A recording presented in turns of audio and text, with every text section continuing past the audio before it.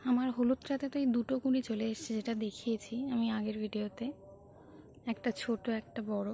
আর এই আর একটা হচ্ছে এটা লিটল গ্রিন, যেটা কি সুন্দর হয়েছে, পাতা প্রচুর বড় বড় হয়ে গেছে। এটাতেও খুব তাড়াতাড়ি হয়তো কুঁড়ি চলে আসবে। আর এটা হচ্ছে বাটার মিল্ক, যেটা এখনও রিপোর্ট হয়নি, কারণ এর এখনও পাতা হচ্ছে। এখানে হয়তো আবার কুঁড়িও আসবে, কারণ কিছুদিন আগেই ফুল দিল, 3-4টে ফুল হয়ে গেছে এখান থেকে। এবং যতদিন না এই পাতা শুকিয়ে যাবে, ফুল হওয়া বন্ধ হবে, ততদিন আমরা কোনো কিছুটাকে রিপোর্ট করতে পারবো না।